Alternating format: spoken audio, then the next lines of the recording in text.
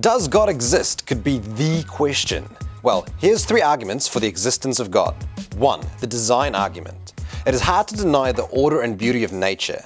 The amount of intelligibility, the way the bits and pieces coexist, order and regularity.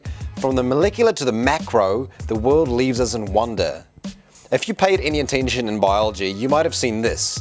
It's ATP synthase, a proton-driven molecular turbine that sits in the membranes of your mitochondria, literally producing power in the form of ATP. You might have come across a bacterial flagellum or a human ribosome.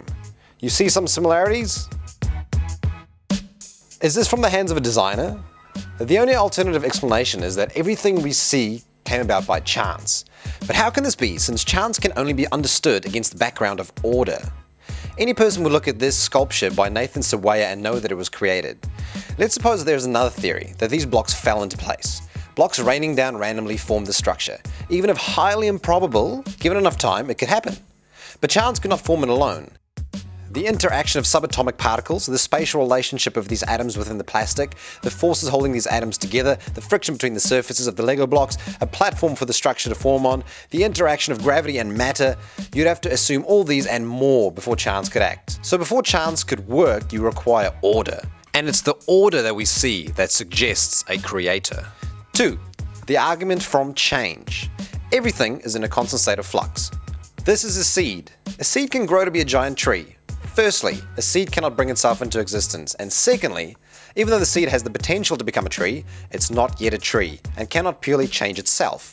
It needs to be acted on by other things around it. It needs some dirt, some water, some nutrients. For argument's sake, let's say the seed requires 7 changes so it can change. Now the next question is, are these changes remaining constant, or are they themselves changing? Well, they're changing. So these 7 changes each need their changes to change. Now, zoom out.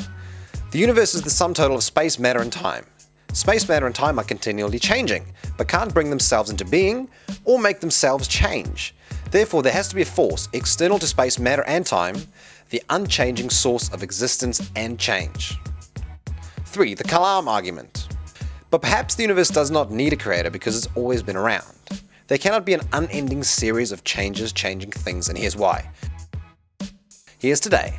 If the past is infinite, there's an infinite amount of days back that way. But it would take an infinite amount of days to reach this day. So this day could never be reached, because an infinite amount of time would have to pass to get to today. So the universe must have had a start, and must have had a reason to start.